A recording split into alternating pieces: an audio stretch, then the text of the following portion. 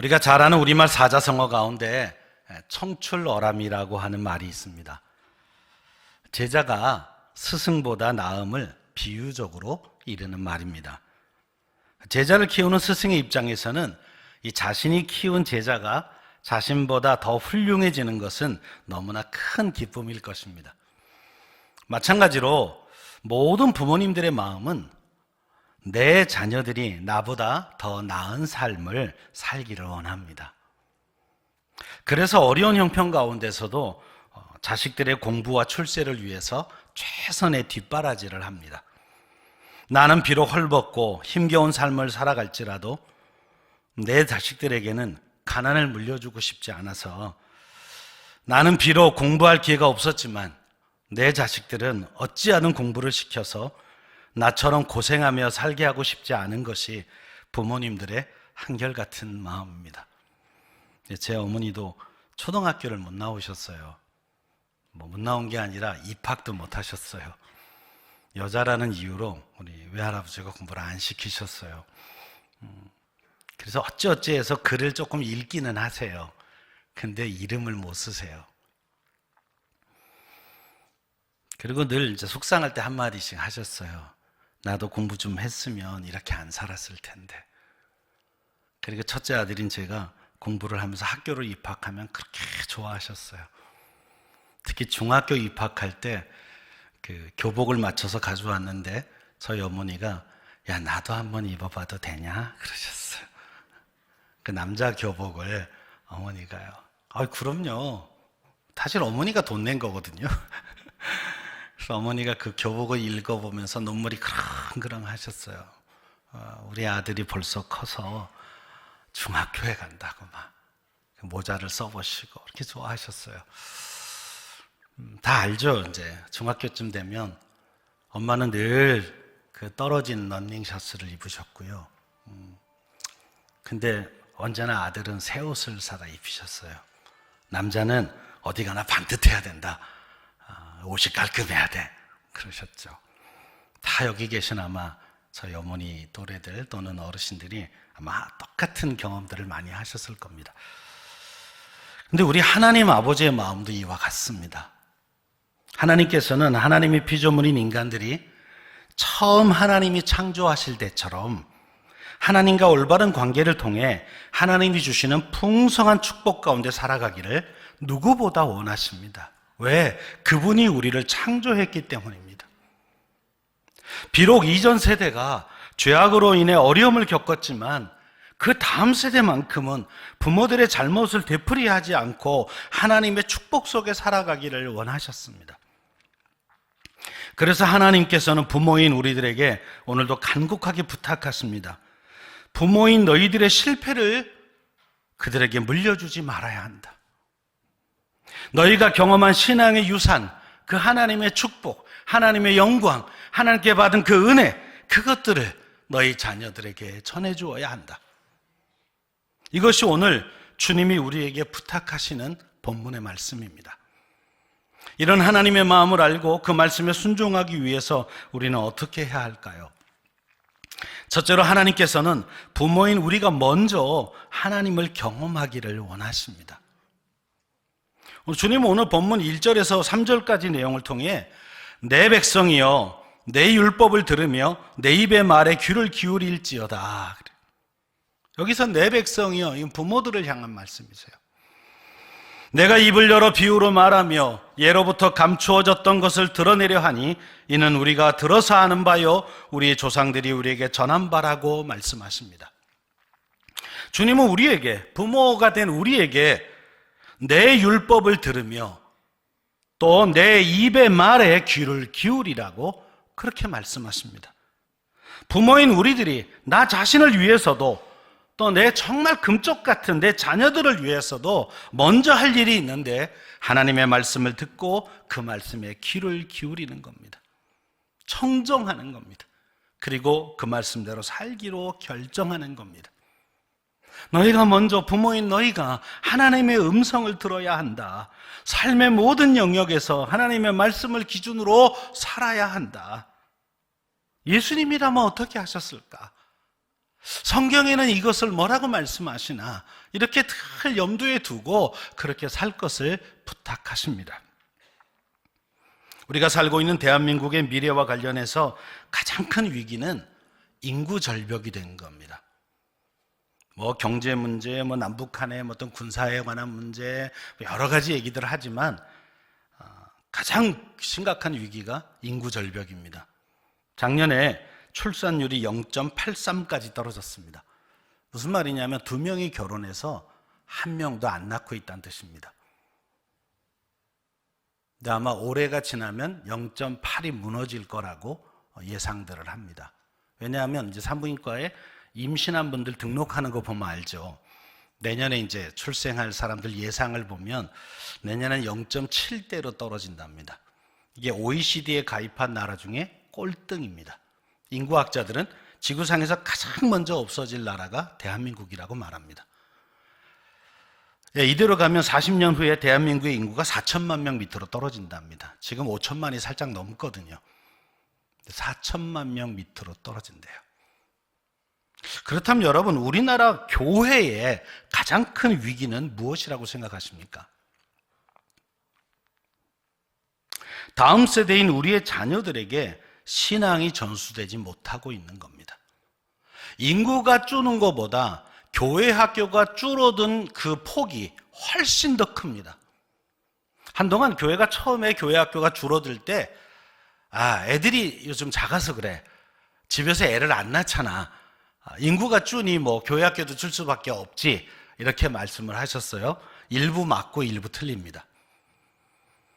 인구가 줄기 때문에 줄어든 영향도 있지만 그 줄어드는 폭보다 3배에서 4배로 교회 학교가 줄었습니다. 2021년 작년입니다. 한국갤럽이라고 하는 이런 전국조사의 최고 기관입니다. 갤럽에서 조사한 자료를 보면 우리나라의 기독교 신자는 전체 인구의 17%인 800만 명이라고 나왔습니다. 그래서 처음으로 불교를 제치고 기독교가 제일 큰 종교가 됐습니다. 지금까지는 불교가 우리보다 조금 많았어요. 근데 작년 조사에 의해서 기독교가 1등이 됐어요. 인구의 17%가 교회 나가는 예수 믿는 사람이라고 그렇게 조사가 된 겁니다. 굉장히 많은 겁니다. 그런데 그 똑같은 조사에서 청소년은 3.8%만 기독교인입니다. 전체로 보면 17%인데 10대 청소년은 3.8%가 기독교인입니다. 그러니까 세대별로 조사해 봤으면 50대 이상은 20%가 훨씬 넘었다는 얘기입니다. 그리고 10대, 20대, 30대, 40대가 지금 형편없이 떨어지고 그 중에 이제 최고가 청소년들입니다. 요즘에 기독교가 만든 미션 스쿨에 가서 중학교에 가서 교회 다니는 아이 손 들어봐 이렇게 말하면 반에 30몇 명이 앉아 있는데 1명에서 2명이 손 듭니다. 여러분 학교 다닐 때는 어떠신지 모르겠어요. 제가 한참 청소년 사역을 할 때 학교 들어가서 이제 애들하고 뭘 할 때 교회를 한 번쯤 가본 사람 손 들어 다 손 들었어요. 그러니까 부활절이든 뭐 성탄절이든 아니면 수련회 때든 뭐 이럴 때 한 번쯤은 다 가봤어요. 근데 지금은 교회 다니는 아이 손 들어봐 그러면 1명에서 2명이 손을 듭니다.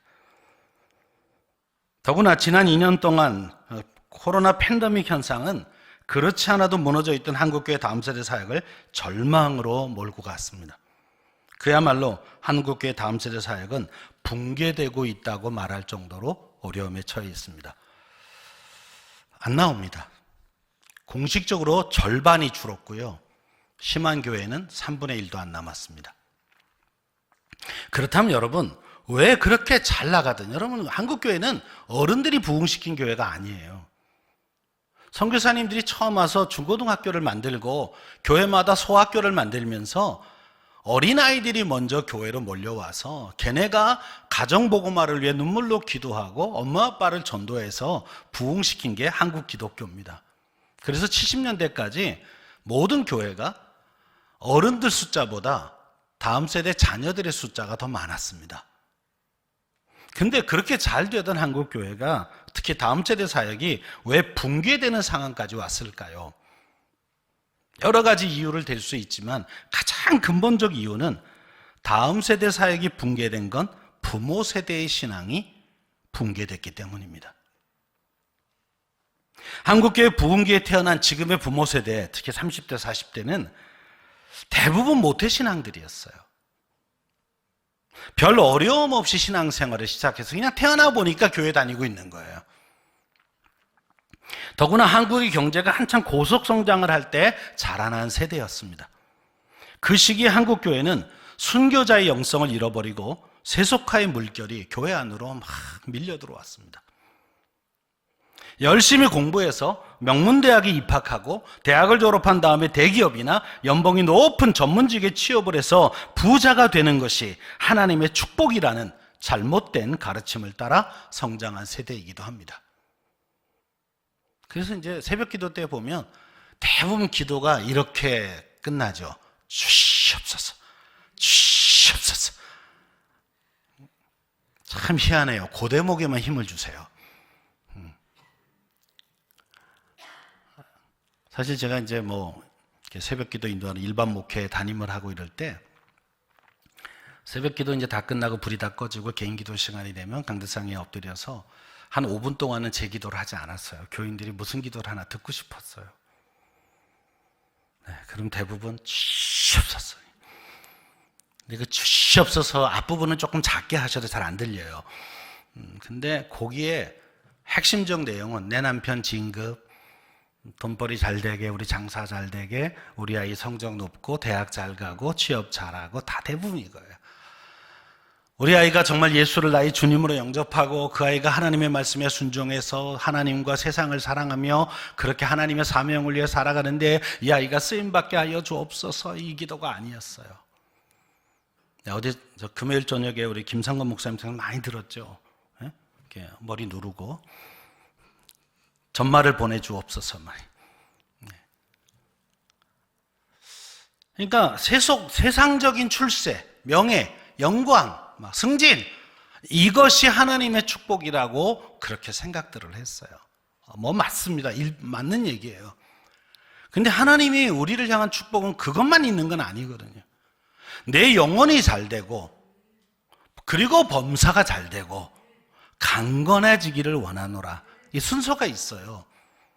영혼이 잘 되는 게 1번인데 이걸 생략하고 2번, 3번만 놓고 기도한 그 세대가 커서 지금 부모 세대가 된 겁니다. 어렵고 힘든 역사 속에서 하나님을 의지하며 견딘 그 1세대 신앙인들의 신앙적 유산을 잃어버렸습니다. 지금의 조부모 세대, 핍박당하며 몰래 교회 가서 눈물로 기도하고 그러면서 신앙을 키우고 우리 가정도 언젠가는 복음으로 세워질 거다 이렇게 꿈을 꾸며 그렇게 믿음의 가문을 이룬 그 1세대 신앙적 유산을 잃어버리고 있는 겁니다. 하나님의 자리를 돈과 명예와 출세라는 세속적 가치로 대치한 신앙은 당연히 다음 세대인 자녀들에게 신앙을 전수하는 것이 우선순위가 아니었어요. 가정 예배를 못 드리는 대부분의 가정은 사실은 부모가 어색해서 못하는 거예요. 자녀들하고 같이 예배하자 이 말이 입이 안 떨어져요. 왜? 본인이 지금까지 그렇게 안 살으셔서 그래요. 그러니까 시작이 되게 어려워요. 막상 해보면 참 좋은 건데 그 시작이 어려워요. 왜? 본인이 익숙하지 않아요. 그리고 예전에 억지로 가정 예배를 드렸던 그 기억이 나쁜 기억이 있어요. 근데 우리 아이들은 그런 강압적으로 하는 건 안 하고 싶고 이렇게 지금 둘러대고 있죠. 결국 기독교인의 가정에서 신앙교육은 사라져 갔습니다. 신앙교육은 과외 공부처럼 일주일에 1시간 교회 학교에 위탁하는 교육으로 전락했습니다. 가정에서는 신앙 얘기를 안 합니다. 네, 여러 교회하고 제가 부모교실 강의를 하면서 물어봤어요. 이번 한 주간 동안 자녀들하고 한 번이라도 진지하게 손을 잡고 기도해 본 사람, 자녀들과 신앙적 대화를 해본 사람, 자녀들과 함께 예배를 해본 사람, 부모 교실에 들어온 사람들도 많지 않습니다. 물론 잘 안 됐으니까 배우러 오신 건 맞아요. 그런데 적어도 부모 교실에 자기가 자원해서 신청할 때는 되게 열심인 분이시거든요. 근데 일주일 내내 그런 대화, 그런 예배, 그런 기도가 없답니다. 그러므로 부모인 우리들이 먼저 회복하는 게 아주 시급합니다. 우리가 먼저 하나님을 알아야 돼요. 부모인 우리가 모르는 것, 내가 경험하지 못한 것을 자녀들에게 전하는 것은 불가능하거든요.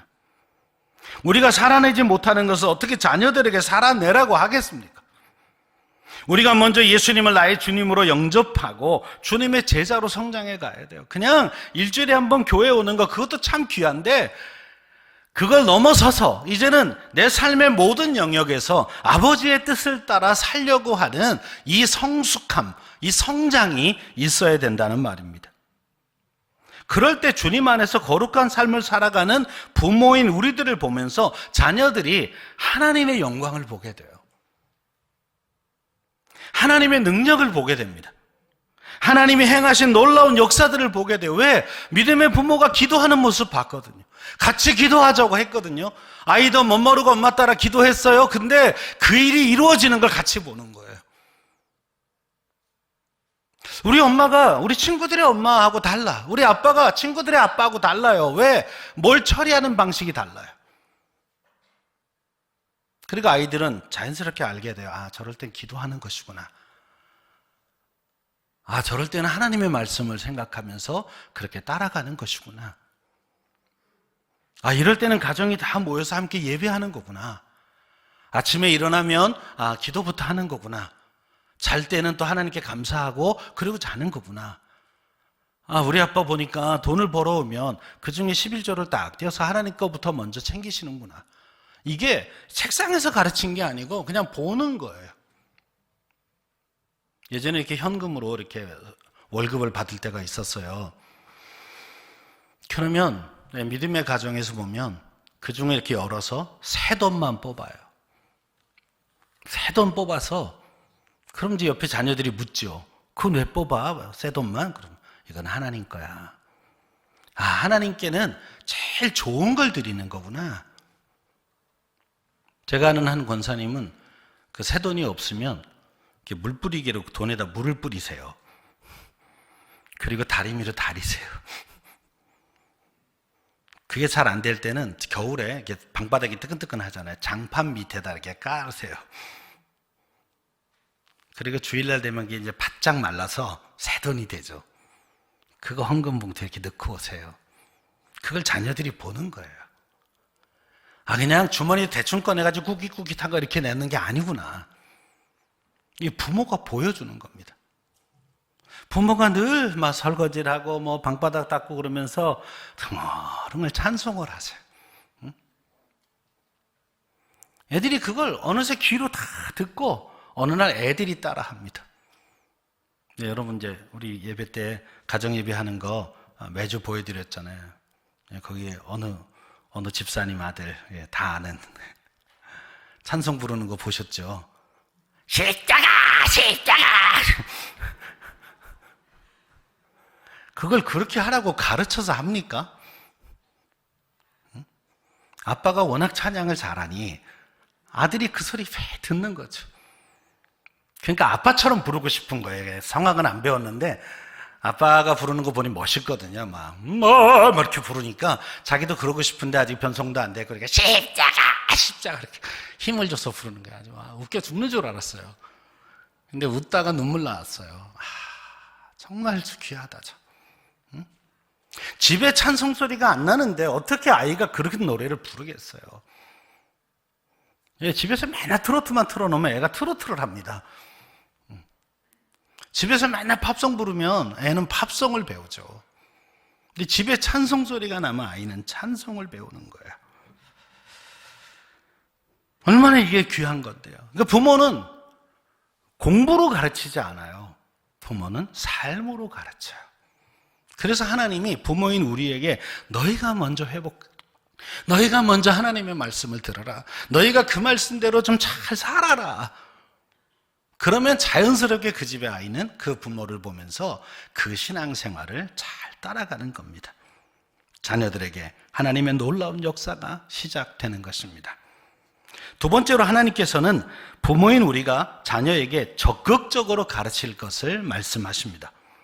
주님은 성경 말씀을 통해 일관적으로 말씀하셨어요. 부모가 가정에서 자녀에게 가르쳐라. 부모가 가정에서 자녀들에게 신앙을 전수하라고 오늘도 말씀하고 있죠. 해도 되고 안 해도 되는 선택사항이 아닙니다. 적어도 우리가 신자라면 부모인 우리들이 자녀에게 신앙을 전수하는 것은 하나님의 명령입니다.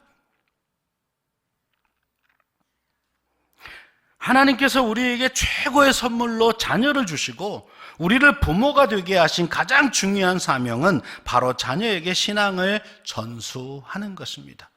지상명령에 너희는 땅끝까지 가서 이렇게 말씀하잖아요. 부모에게 땅끝은 내 자녀의 가슴속입니다. 내 자녀의 영혼이에요. 거기가 땅끝이에요. 내 첫 번째 사역지죠. 우리가 부모 되게 하신 가장 중요한 사명이 여기에 있습니다. 왜 우리를 통해 하나님은 생명을 주실까요? 그 생명도 하나님의 나라 가운데 살아야 하거든요. 그러니 부모가 그걸 해달라고 하는 겁니다. 그래서 결혼한 부부는 잉태하기 전부터 믿음의 자녀를 선물로 구해야 합니다. 청년들이 결혼하면 어느 날 덜렁 애가 생겨서 어쩌다 부모가 되는 게 아니라 하나님 우리를 통해 생명을 주실 때 그 아이가 태중에서부터 하나님을 믿는 믿음의 자녀로 자라기를 원합니다. 우리가 그렇게 키우기를 원합니다. 하나님 생명을 주십시오. 다르죠, 마음이. 어쩌다가 불장난해서 애가 생기는 게 아니고요. 하나님의 언약 가운데 하나님 우리가 준비됐습니다. 좋은 아빠 엄마로 준비됐습니다. 보내주십시오. 잉태한 후에는 태중의 생명을 축복하며 기도합니다. 동화를 읽어줘도 태교 동화를, 성경 동화를 읽어줍니다.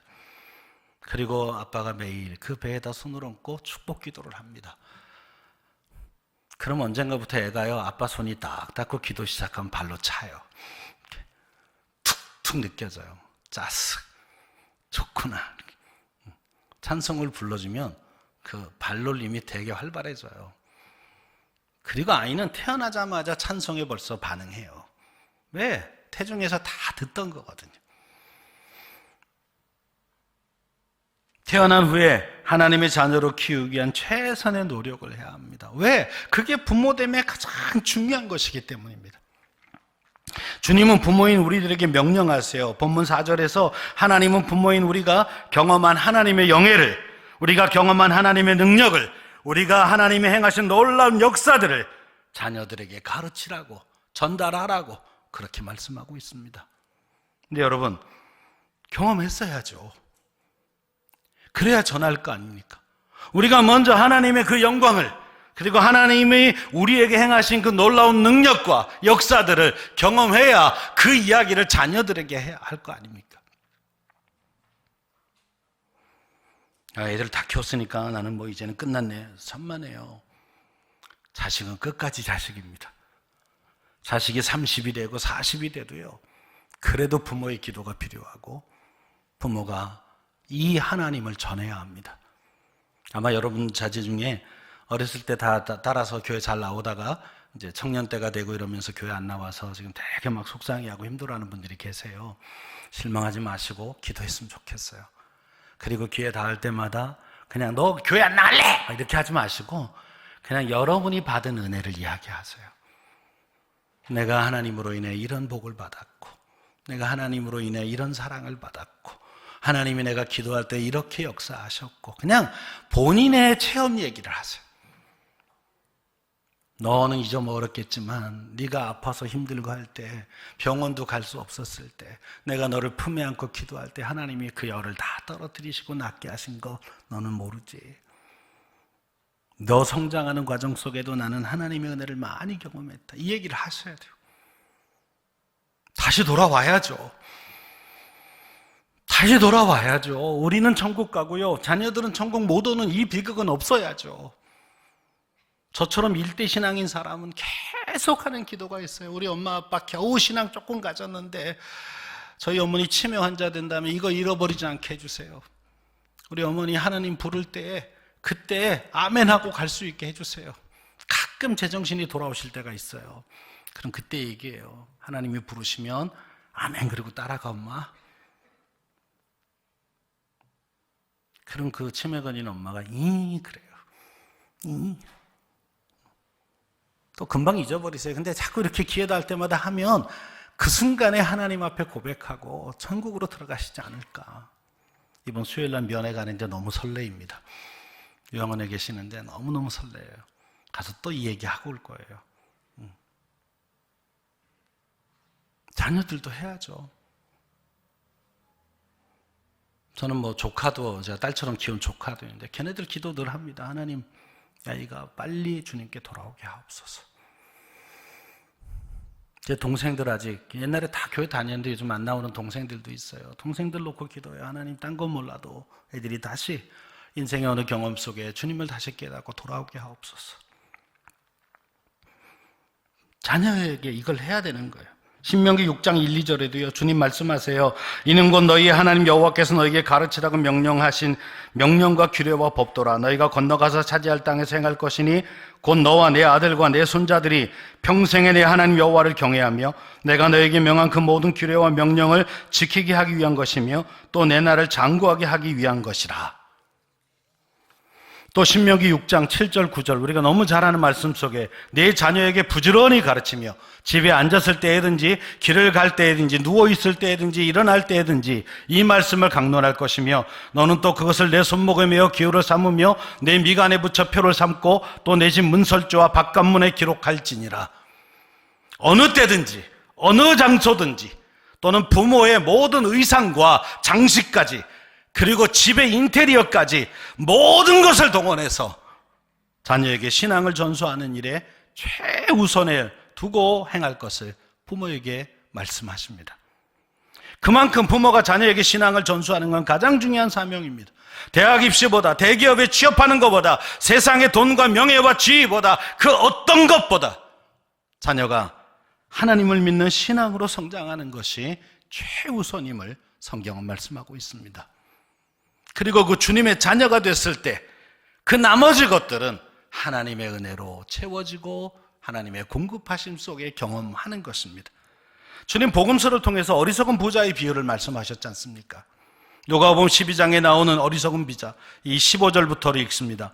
그들에게 이르시되 삼가 모든 탐심을 물리치라. 사람의 생명이 그 소유에 넉넉한 데 있지 아니하느냐 하시고 또 비유로 그들에게 말하 이르시되 한 부자가 그 밭에 소출이 풍성하매 심중에 생각하여 이르되 내가 곡식 쌓아둘 곳이 없으니 어찌할까 하고 또 이르되 내가 이렇게 하리라. 내 곡간을 헐고 더 크게 짓고 내 모든 곡식과 물건을 거기 쌓아두리라.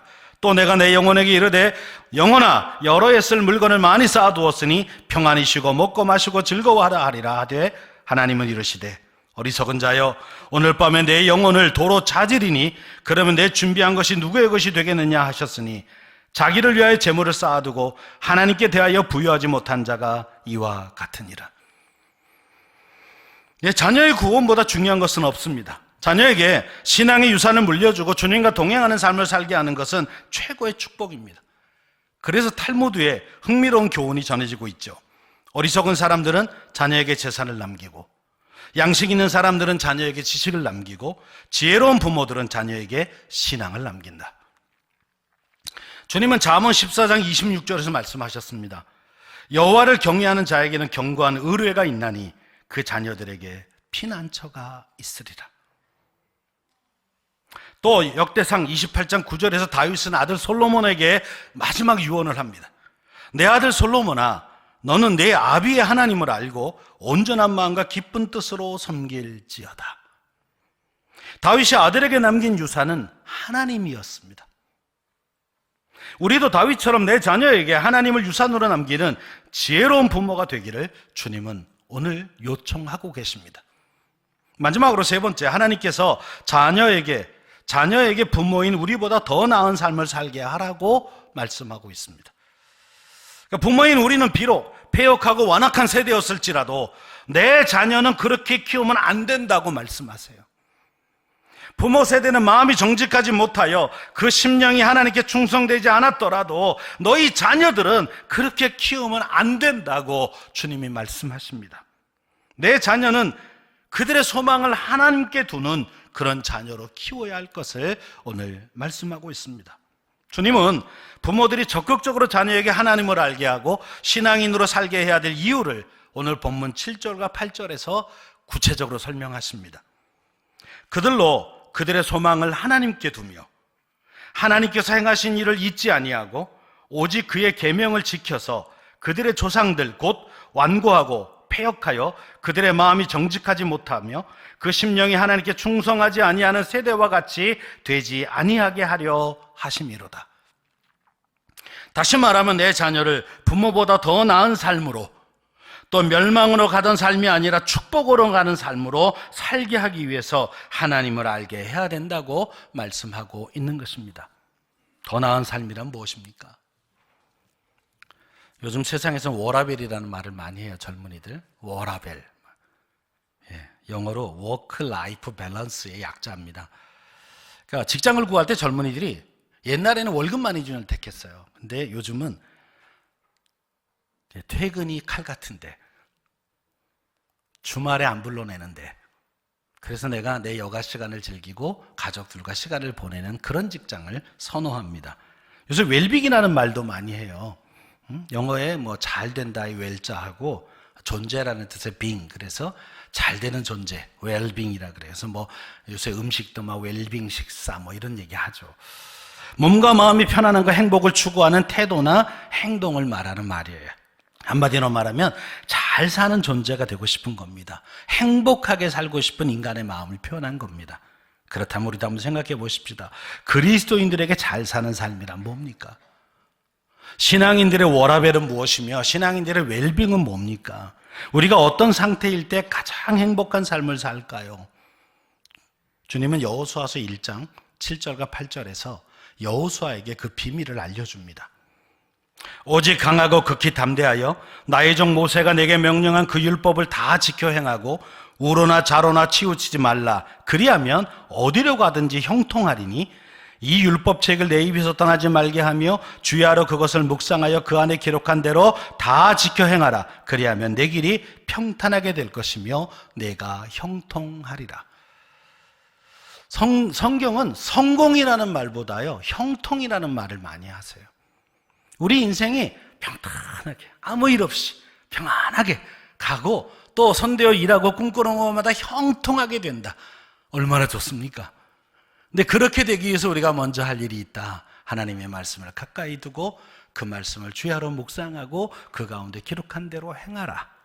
너희는 먼저 그의 나라와 그의 의를 행하라. 이 마태복음 6장의 말씀과 똑같은 말씀을 하세요. 그렇다면 이 모든 것 너희의 필요는 내가 채울 것이다. 여호수아에게 하나님은 평탄하게 될 것과 형통하게 될 것을 말씀하세요. 그런데 여호수아에게뿐만 아니라 오늘 말씀을 듣고 있는 우리들 모두도 우리의 자녀들에게도 이 약속의 말씀을 주신 것입니다.